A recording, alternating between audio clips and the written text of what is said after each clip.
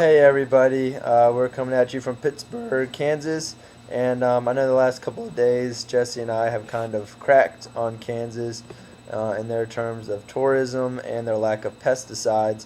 But one thing they do not lack, and that is nice, polite people. Today when we came into Pittsburgh, we were just greeted with politeness at the tire store and also the customers at the tire store.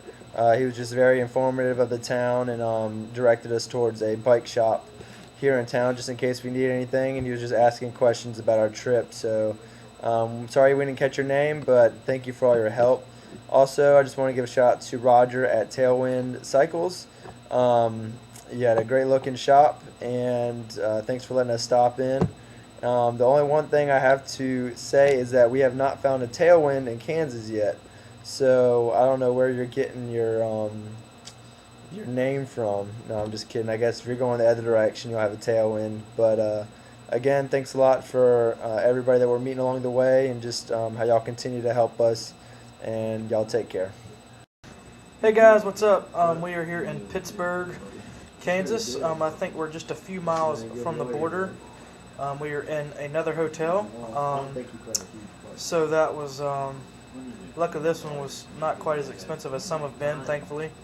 Got to go and get Mr. Pop-Tart's a new shoe today. So we got Mr. Pop-Tart a new shoe, and put it on. So now he can be rolling in style.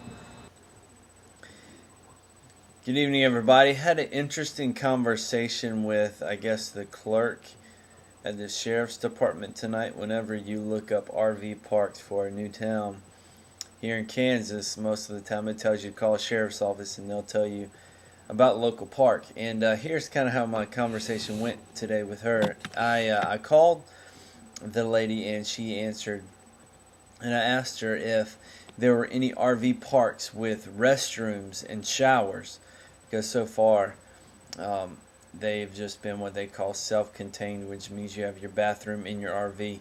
And if you viewed our video of our home, you notice that we do not have a restroom inside of our camper. So she went on to describe to me what she called a dump station.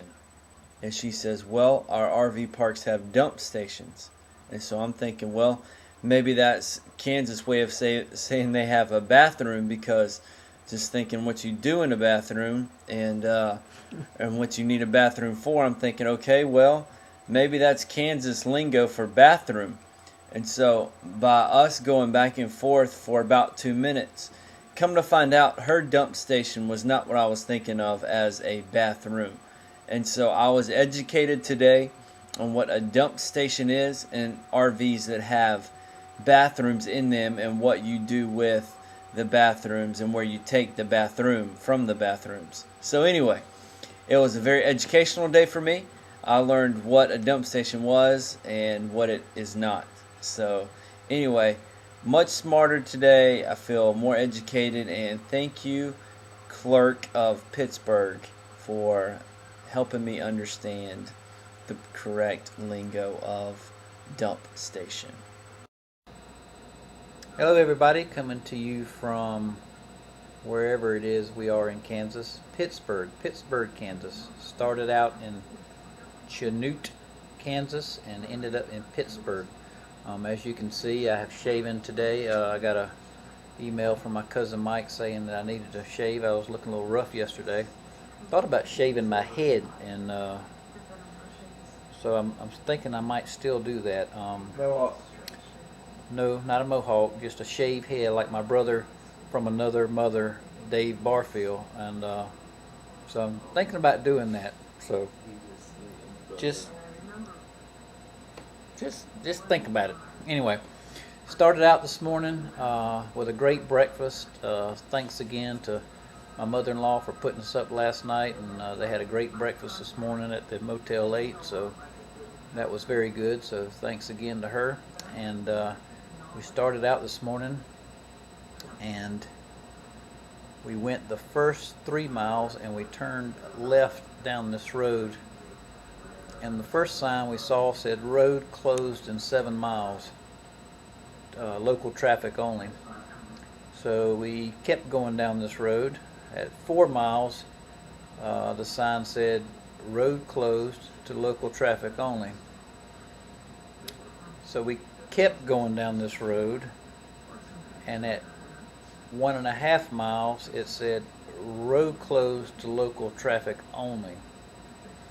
So I was beginning to think at this point, okay, are we going to turn, or are we just going to get to the end of this 10-mile road and it be closed? So we continued on, saw Josh up ahead, stopped, which was not a good sign. The next sign said, "Road closed in 1,000 feet." I'm like, this is not going to turn out good. So we went all the way to where Josh was, and there was a bridge, an old steel bridge, and then on the other side of the steel bridge there were barricades. So at this point we were on a single lane road with Mr. Pop-Tart behind us. So I'm like, okay, how are we going to turn Mr. Pop-Tart around on this single lane road over this steel bridge? So the first car comes by, and we thought, well, we'll just ask for directions. How do we get out of this? And I immediately thought of the Good Samaritan, and he was beat up and needed some help, and nobody would stop. So the first car comes, Jesse waves, just a nice courteous wave. The lady, she waved back, but she kept going. So she didn't realize that Jesse wanted her to stop. Second car came by, Jesse waved again, like, need help. Again, just waved, and off they went, right on by us. Third car came by, and lo and behold, it was a sheriff.